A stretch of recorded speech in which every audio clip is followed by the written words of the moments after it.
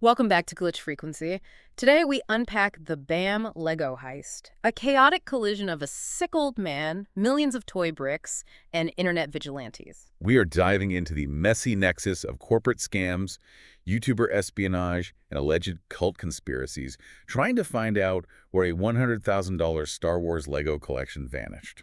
Right, so welcome to this deep dive. And if you're listening and you think toy collecting is just this quiet, nostalgic little hobby. Oh, it's definitely not. Yeah, it's not. The stack of sources we've got today is going to completely shatter that illusion for you.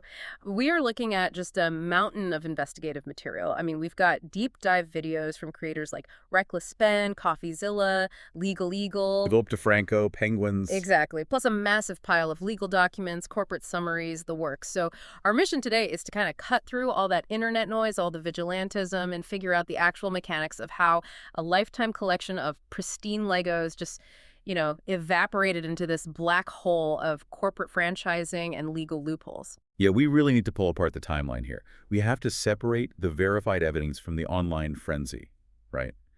Because beneath all that YouTuber drama, there's a fundamental breakdown of legal protections that honestly affects anyone who engages with a retail franchise.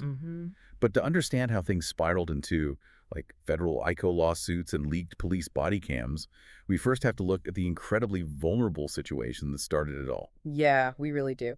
So at the center of this whole hurricane is an 83-year-old man named Ed Mansell. And Ed is in declining health. But starting way back in the 1990s, he meticulously built this massive collection of Star Wars Lego sets. Right. And we are talking about over 780 sets.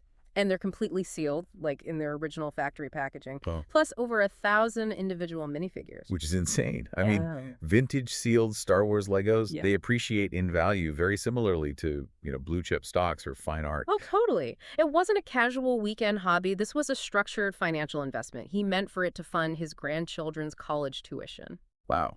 And Ed's son, Brian, he estimated the collection's peak value at around $200,000. But, liquidating a collection of that magnitude, it requires specialized retail infrastructure. You can't just put that all on eBay. No, you'd be doing that forever. Exactly. So Brian turned to what is widely considered the gold standard for secondary Lego markets, which is a bricks and minifigs franchise. People usually just call it BAM. Right. And this specific BAM was located in Keizer, Oregon, and it was operated by a franchisee named Crystal Law Gorman. So they set up a deal. Yeah, and this is important for you listening because if you've ever, say, sold clothes at a local vintage shop or left your car at a mechanic, you have engaged in the exact same legal framework the Mansells used here. They didn't sell the Legos to the store outright. No, they established a consignment deal. Exactly. According to legal contracts in our sources, Section 4 explicitly stated, and I'm quoting here, "Consigned merchandise shall remain the property of Mansell until sold." It was so massive, they literally had to build entirely new shelving units just to physically house the stuff in the store. Right. And that specific contractual clause, it creates what the law calls a bailment. Okay, break that down for us. So in a bailment scenario, the physical possession of an item is legally separated from the legal title. The store acts as the bailee, meaning they have temporary custody of the Legos to facilitate a sale, but they have absolutely zero ownership rights. The title never leaves the Mansell family. Exactly. And for almost a year, this arrangement functioned exactly as intended. The store moved inventory, they took their commission, and they paid out the remainder to Brian based on a shared spreadsheet. Which is what makes the events of November 14th so incredibly jarring. So Crystal and her husband, they're preparing to move out of the country. Right. So they contact BAM Corporate to manage the transition of the Keizer franchise, but BAM Corporate claims Crystal is severely delinquent on tens of thousands of dollars in unpaid royalties and rent. So things get messy. Very messy. BAM sends a corporate representative, this guy Kai McAllister, to the location that night. He demands the keys under threat of police intervention and effectively locks Crystal out of her own business. Overnight. Yeah. Just like that. Yeah. And within hours, BAM Corporate transfers the operational control of that location to two new franchise owners, Joshua Johnson and Brandon Best. So when the sun comes up, the Mansell family's entire unsold Lego collection is locked inside a building controlled by people who never signed that original consignment contract. Yeah. And when Brian Mansell contacts the new owners, the response he gets is basically a flat refusal to acknowledge his ownership. They literally tell him the inventory now belongs to the store. Which is wild. I mean, hold on. BAM is a national franchise. Are you telling me corporate just blindly took over a retail location without conducting, like, a basic inventory audit first? That's what they claimed, yeah. It's like, okay, it's like dropping your car off with a valet at a restaurant, right? And then the restaurant fires that valet for stealing from the register.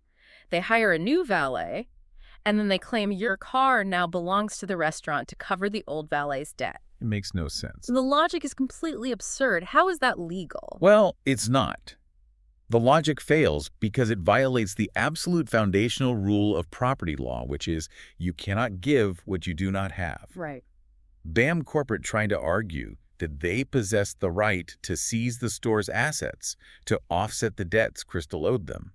But a creditor can only seize assets that the debtor holds the legal title to. And Crystal never held the title to Ed's collection. Exactly. But BAM Corporate attempted to shield themselves anyway. They claimed their overarching franchise agreement strictly forbids consignment. They painted this picture where Crystal went rogue, you know. They argued corporate could not be held liable for a private, unauthorized side deal they knew absolutely nothing about. Okay, but let's test that defense, because Crystal did not stay quiet. No, she didn't. She actually went onto Reddit and published an image of her original franchise contract. And embedded right there in the text, it explicitly states, again, quoting here, franchisees may also offer consignment services. Oh, wow. Yeah. Corporate wrote the rulebook that explicitly permitted the exact behavior they later called unauthorized. And the documentary evidence against BAM Corporate goes even further than that. Crystal managed to save the interior security camera footage from the night she was ousted. The tape doesn't lie. It really doesn't. Yeah. That footage captures her directly informing the BAM corporate representative, Kai McAllister, that the retail floor is heavily stocked with consigned Legos that have not been paid out to the owners. Wait, she tells him directly on the video. Yes, and on that raw audio, McAllister dismissively states that whoever assumes control of the business takes on all of that liability. So this whole corporate defense of having zero knowledge, it's fundamentally dismantled by their own representative on tape. Man. But despite all this evidence, the Mansell family is entirely starved of their assets. The new owners dare Brian to sue them. They're basically weaponizing the fact that the Mansells cannot afford a protracted, expensive legal battle over a $100,000 loss. Right, because lawsuits are incredibly expensive. Exactly. And when Brian calls the local police to report the theft, the police just refuse to intervene.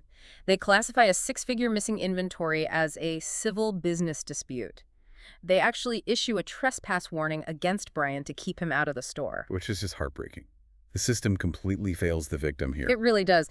But, you know, nature abhors a vacuum. When institutional justice stalls, internet vigilantism steps in. And this is the pivot point where Benjamin Schneider enters the narrative.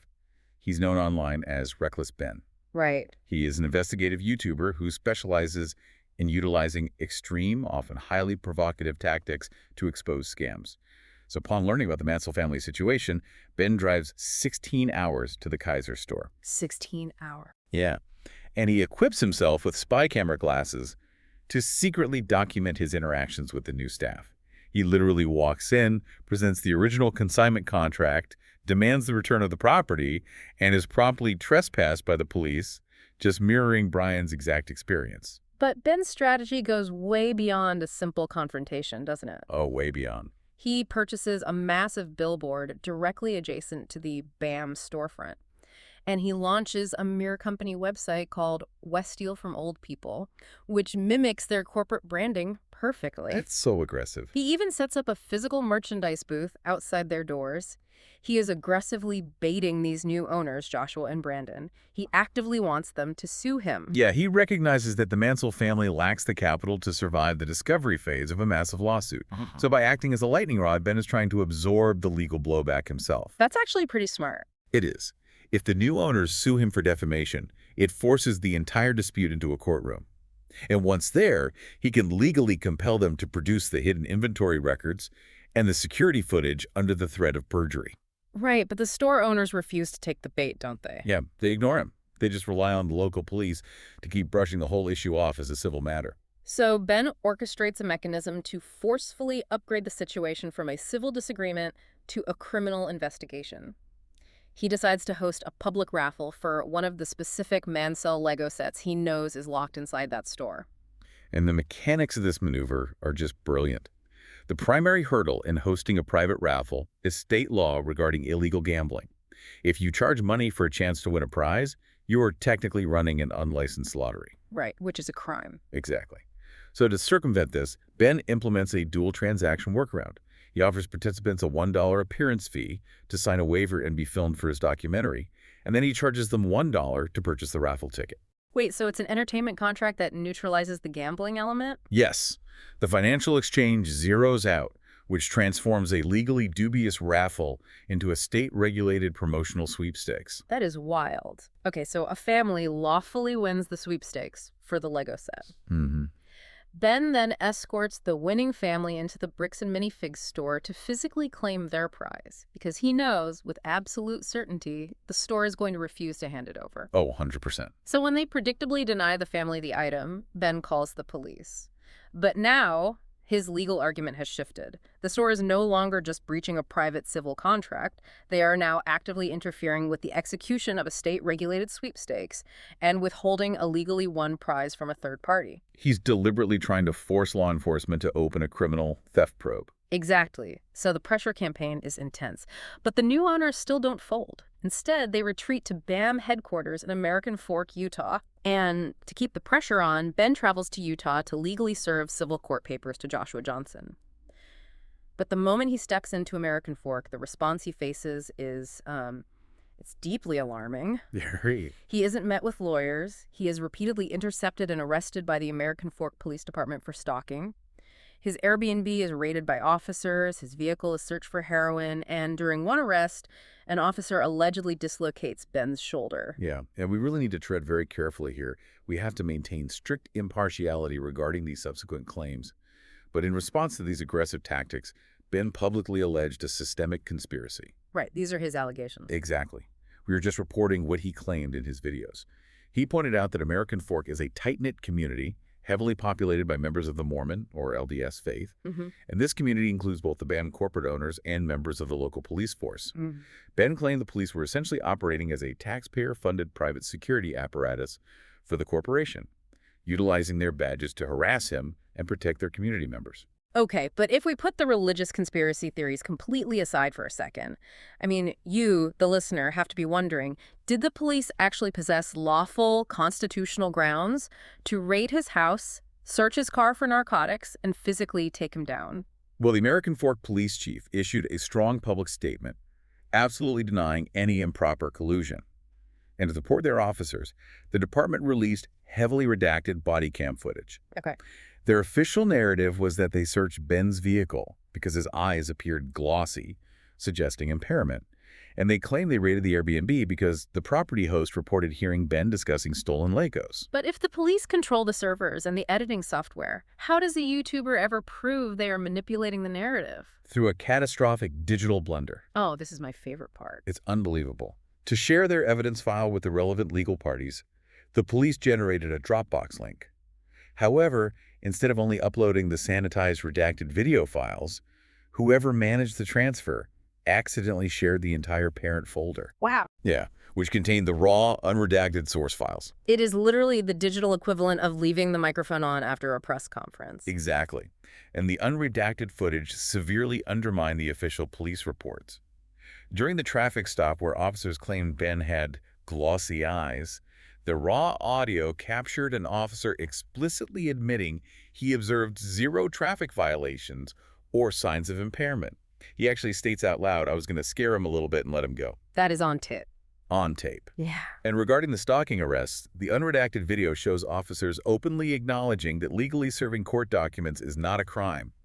Yet they're recorded brainstorming technicalities to justify an arrest simply because they were, quote, tired of them being annoying. Unbelievable. And the footage of the shoulder dislocation clearly depicted Ben standing completely immobilized, which directly contradicted the written police report that claimed he was making erratic, sudden movements to flee. The vulnerability you feel when institutions close ranks to protect themselves, it's just terrifying. But Ben's espionage and the subsequent body cam leak It generates an absolute avalanche of public pressure. Oh yeah, millions of views. Right.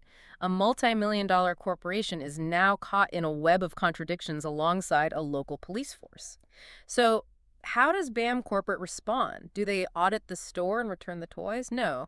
They deploy a legal weapon literally designed for the mafia. Yeah, BAM Corporate files a massive civil RICO lawsuit against Ben, Brian Mansell, and several other individuals. Which is wild. For those who don't know, RICO stands for the Racketeer Influenced and Corrupt Organizations Act. Right, but I thought RICO was designed for taking down, like, the Gambino crime family or massive drug cartels. How does a retail toy franchise weaponize it against a YouTuber making documentary video? Like a loophole. Mm. Soko RICO allows private parties to sue for treble damages, meaning triple the actual financial loss, if they can prove the defendants engaged in a coordinated pattern of racketeering activity. BAM alleged that Ben's billboard, the website, the raffle, and the public videos constituted an orchestrated interstate extortion and harassment campaign against their franchise owners. So it's an intimidation tactic. In practice, yes. Bringing a civil RICO suit against an individual is basically a financial bleeding tactic. It requires specialized defense attorneys, and the discovery process alone can bankrupt a defendant long before a judge ever hears the actual facts of the case. And BAM doesn't stop at the courtroom. They target the very pipeline funding Ben's legal defense and his investigation. They send these aggressive legal notices to Patreon, the platform where Ben's audience financially supports him, demanding they deplatform Reckless Ben entirely.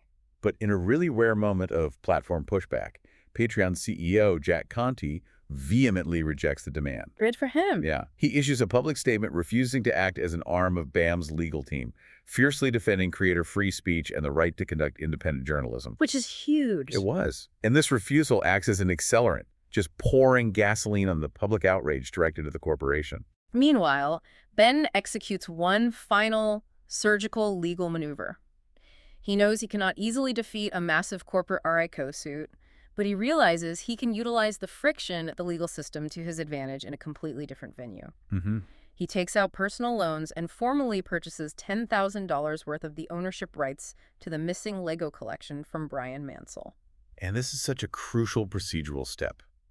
You cannot walk into a court and sue a company for stealing someone else's property. You must have legal standing, meaning you personally suffered a loss. Right. So by purchasing a fractional right to the collection, Ben manufactures his own legal standing. He immediately files a lawsuit against the Keizer BAM store in small claims court, where, crucially, corporate lawyers are generally not allowed to dominate the proceedings. Right. And the franchise owners, Joshua Johnson and Brandon Best, they refuse to even show up to the small claims hearing. So he wins. As a result, the judge awards Ben a default judgment. He wins. And the fallout is instantaneous. Literally the day after the judgment is entered, the Keizer Bricks and Minifigs storefront permanently boards up its windows. They get shut down. Yeah. BAM Corporate releases a statement saying they reached a mutual agreement with the franchisees to part ways.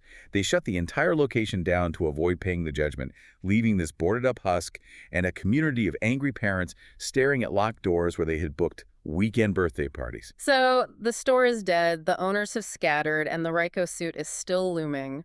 But the ultimate question remains. After the espionage, the encrypted ledgers, the police raids, and the boarded-up windows, where are the actual Legos?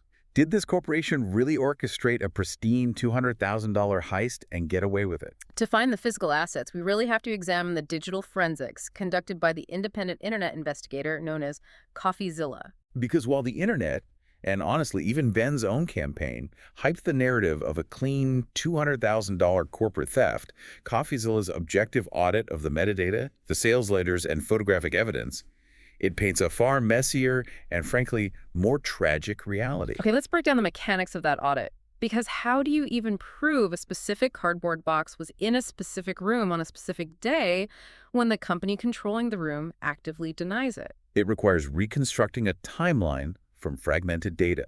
It is like piecing together a shredded document by analyzing the shadows in the background of 100 different selfies. Wow. Coffeezilla actually hired a team to manually hand-tag over 200 photographs taken inside the store around the time of the corporate takeover. They cross-referenced background reflections in YouTube videos against the timestamp metadata on the files, and they matched specific dents on vintage boxes with the store's skewed inventory ledgers. That is exhaustive. And what did that forensic reconstruction reveal about the $200,000 valuation? Well, it turned out the true market value of the remaining collection at the moment of the corporate takeover was closer to $107,000. I mean, that is still a life-altering amount of money, but it is a massive discrepancy. How did the valuation get so inflated? This is where the narrative shifts from an Ocean's 11 corporate heist to a story of just catastrophic accounting incompetence. Oh, no. Yeah. Coffeezilla uncovered that the original store owner, Crystal, had actually sold roughly $24,000 worth of the Mansell collection before corporate ever locked her out. However, she had only remitted $17,000 to the Mansell family. Wait, so they were already bleeding money through shortchanged payouts before the locks were even changed? Exactly. Furthermore, the store had recently suffered a series of break-ins. So in response, Crystal began moving the highest value Mansell Lego sets off the retail floor and hiding them in backroom safes every single evening. Oh, so that is why the shelves appeared suspiciously empty in some of the initial takeover photographs. Right. And to compound the chaos, Brian Mansell had been conducting private side deals with high-profile buyers, pulling inventory out of the store's physical storage without systematically updating the shared consignment ledger. It is a logistical nightmare. You have inventory hidden in safes, missing payouts, and unrecorded side deals. It was a complete systemic failure. However, even accounting for all of that chaotic bookkeeping, Coffeezilla's forensic tagging definitively proved that at least $21,000 worth of Ed Mansell's specific identifiable Lego sets were physically sitting inside that store on the exact night BAM Corporate seized control. Yet BAM Corporate's official public statements claim they conducted a search and only located between $2,000 and $5,000 worth of items related to the collection. Right. So where is the gap? The physical trail just goes cold. There are unverified reports from community members of the new owners loading a U-Haul truck with vintage Star Wars sets and transporting them to a sister franchise location in Eugene, Oregon. But the discrepancy between the $21,000 proven to be in the room and the $5,000 BAM admits to finding, it remains unresolved. Think about the implications of this for a second.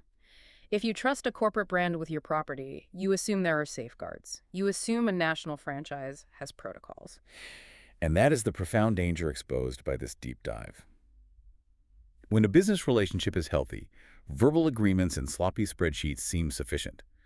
But the moment the system fractures, when a franchise defaults or corporate swoops in, the lack of an ironclad, actively audited paper trail is what starves the victim of their rightful assets. Yeah. The Mansell family lost a massive chunk of their life savings, not just because of a cold corporate takeover, but because their inventory was handled with catastrophic sloppiness by the local operator they trusted in the first place. It really leaves you with a deeply unsettling question about the nature of franchising in general. If a standardized corporate agreement can just be weaponized by a national brand to shield itself from returning physical property they never even purchased, what does that mean for the safety of your own assets? Right. When you interact with a local branch of a massive chain, are you ever genuinely doing business with the local owner? Or are you simply exposing yourself to a labyrinth of corporate loopholes meticulously designed to protect the parent company at your expense? The Keizer storefront is boarded up, and the lawsuits are still flying in federal court. But the ripples of this brick-built war have permanently scarred the community, turning a nostalgic hobby into a battlefield of online doxing and real-world threats. The terrifying reality of the BAM scandal isn't just the theft of an old man's passion, but how easily corporate structures can gaslight victims, and how quickly internet rage can morph into chaotic, unguided Lego vigilantes. When a system fails to protect the vulnerable, the internet fills the void, and it rarely leaves prisoners. Pricey ends here. See you next episode.